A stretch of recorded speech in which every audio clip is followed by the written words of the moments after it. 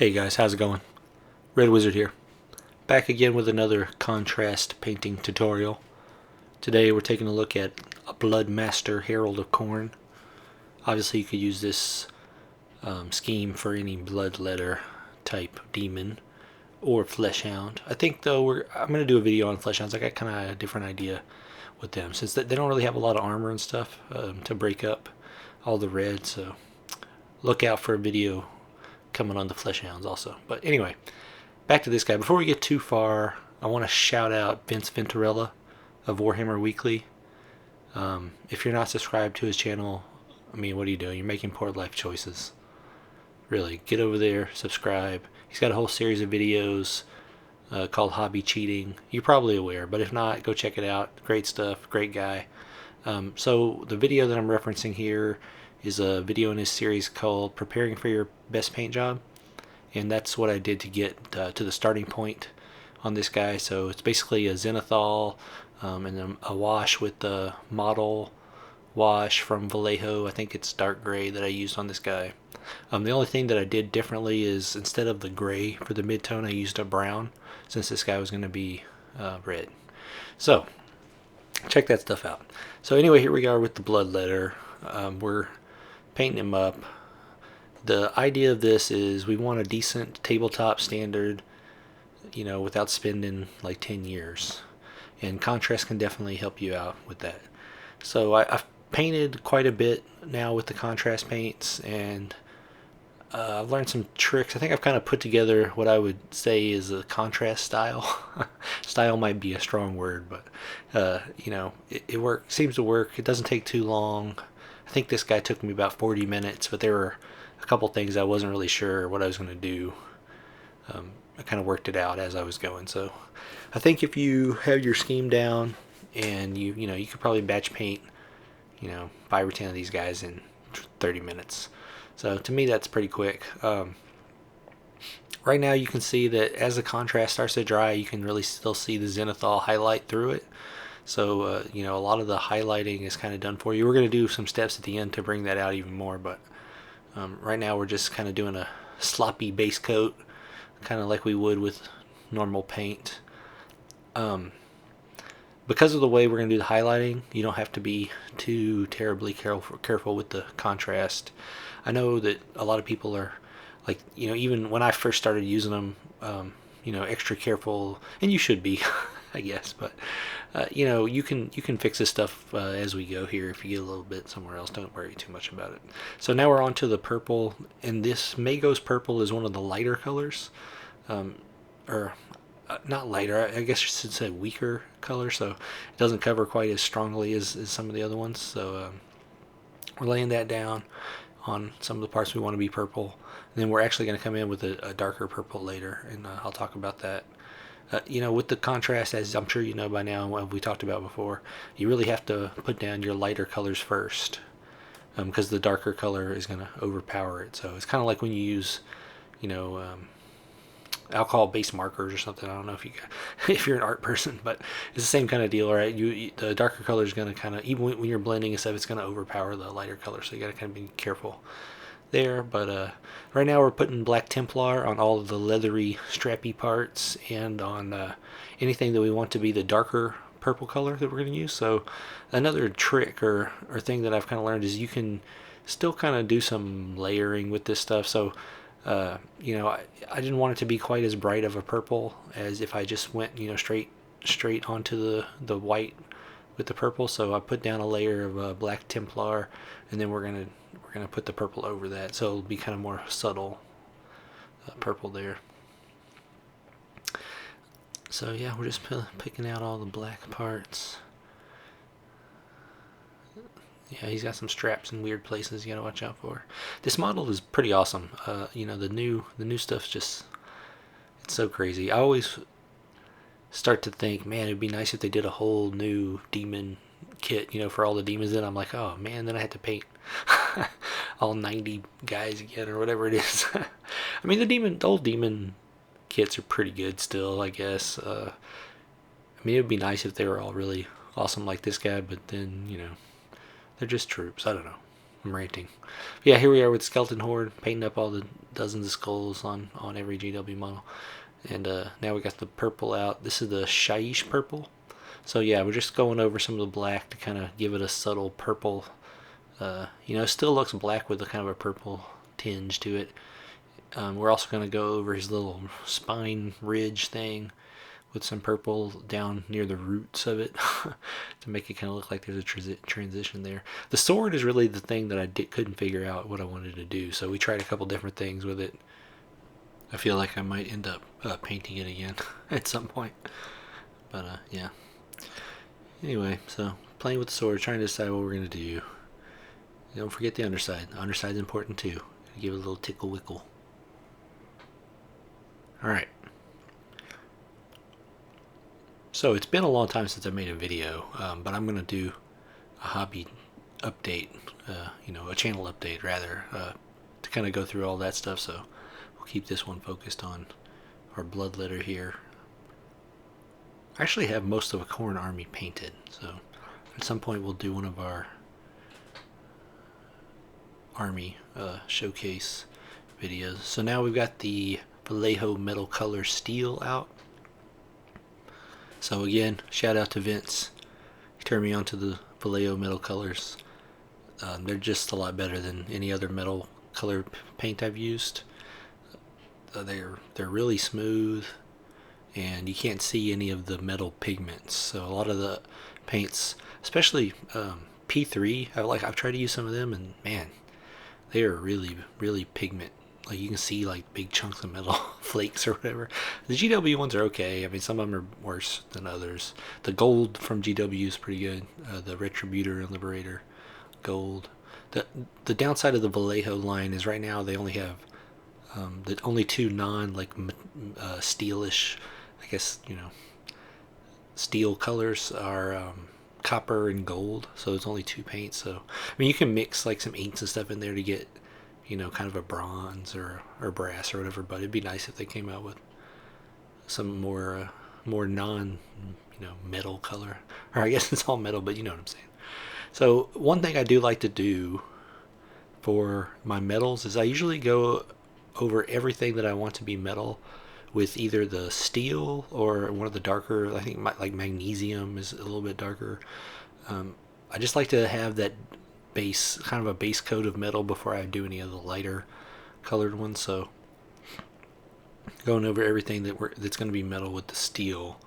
Then I think we're going to do a wash, and then we're going to go back and do the lighter colors. So on my Khorne stuff, I don't have brass.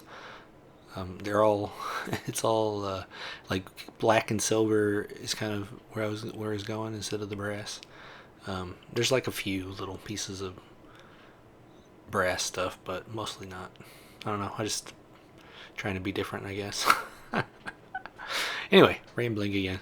So yeah, so now we're just going in, make sure we get, you know, when you do the white, like on the zenithal, you got to make sure you don't leave any little spots or it'll stick out like a sore thumb. So just make sure you're hitting everything. This little thing on his head, at first I couldn't tell if it was a like part of his head or if it was metal, but I think it's supposed to be like metal armor.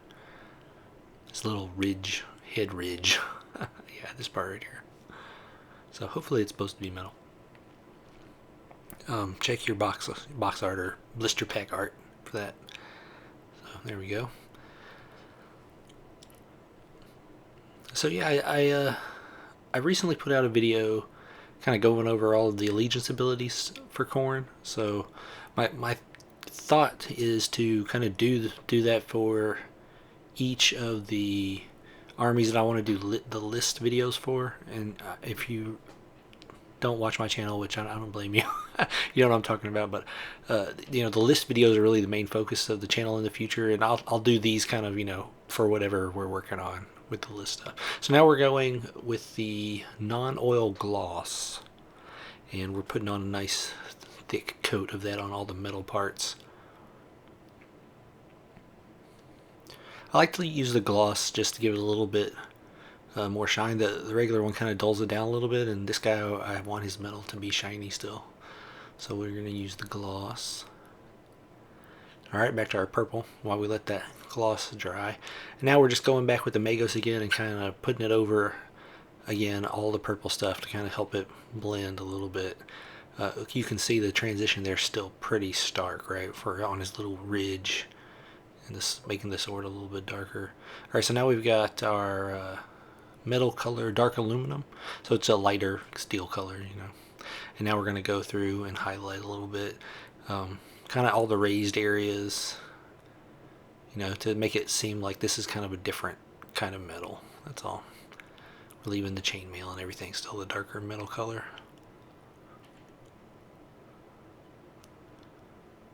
Get his little Khorne symbols. Yeah, I was really impressed with this model. I don't know why, but he's really cool looking. I kind of put him at the end. You'll see on the base. I kind of put him like hunched down. So yeah, cool model. I think I bought 2 of them. I think I'm gonna convert the other one. So we'll show that eventually. I was thinking about putting him on a Juggernaut for the, what's his name, the Skullmaster conversion, but we'll see what happens. All right, so now we're doing another coat of the non-oil gloss, and this time we're really, I mean, putting a lot on there because I kind of want the recesses to look, you know, really black, and you know, like in between his Khorne symbol and on his sword and stuff. So we're putting a pretty thick application of the non-oil gloss, so it'll still be glossy like metal, but it'll kind of have a black look in the recesses. So yeah, here we go. We're almost to the fancy trick. It's gonna blow your mind, make you become a Contrast fan. Now maybe, I don't know. So this is how I do the highlights. So I take the Wraithbone or Greyseer, depending on, you know, what, if we want warm or cold. The Wraithbone's a little bit of a warmer tone, and then the Greyseer is kind of a cooler gray color. And I just, anywhere that there's going to be a highlight, I just go over it real quick with the Wraithbone or Greyseer. And it doesn't have to be perfect. We're just going to bring out those highlights a little bit more. The cool thing about this is that, you know, you're highlighting everything with the same color, so you know, you can kind of get through it pretty quickly.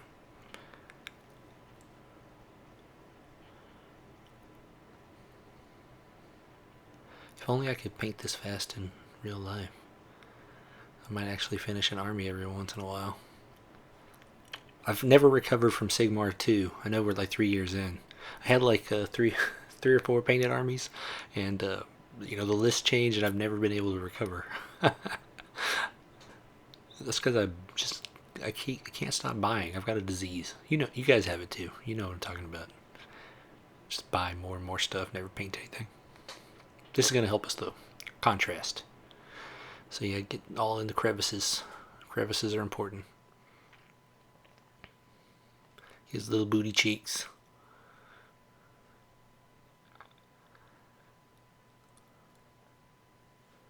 Nice little reflection on the sword. Oh yeah.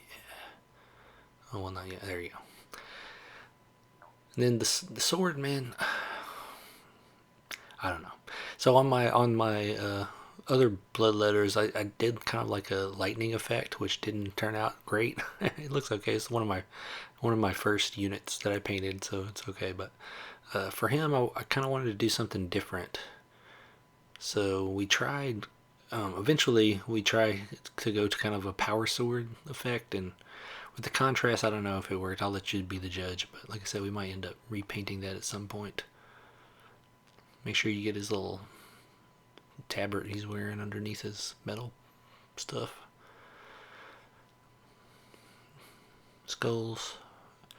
Top side of all his strappy straps. And that's it. That's what he looks like. Okay, job done. You'll win all the painting awards. So on his little spines, we're gonna, you know, kind of try to blend that in a little bit better.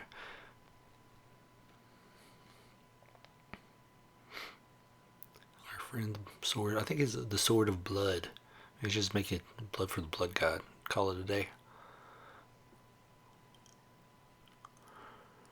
Alright, so now that that's dry, make sure you let that dry or it'll be bad. So now we're going to go back and rebase coat everything basically with the same color. You could do a mix of contrast and contrast medium if you want it to be like a little bit thinner, but for speed's sake I'm not doing that. I'm just going straight out of the pot again. A lot of people have done amazing, like really good painters can do amazing stuff with contrast with thinning and stuff, but I'm not an amazing painter. I'm an army painter. I'm trying to go fast, so we're just going to go right out of the pot. So what this will do is, you put that highlight of Wraithbone on there, so that part will be lighter, and then the parts that you've already coated with the contrast, those parts will get a little bit darker with the second coat, so kind of pops those highlights out a little bit more.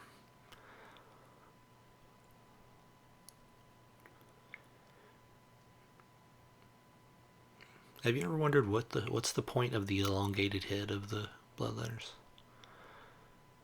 Like what's going on back there? What is that? Is that where they store their extra blood? Bring back to Khorne? I don't know. Alright, so we're examining him.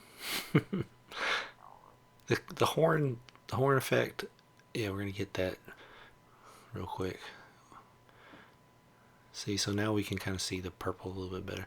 And I think I kind of go over it another time because this is still a little stark. Well, here's our buddy the sword. Probably should have just left it there. Don't forget the underside. And don't forget your finger is a tool. Use it appropriately. Yeah, I don't know what happened to the video there. Sorry guys, but it's just me, sticking my finger at various places on this bloodletter, I think.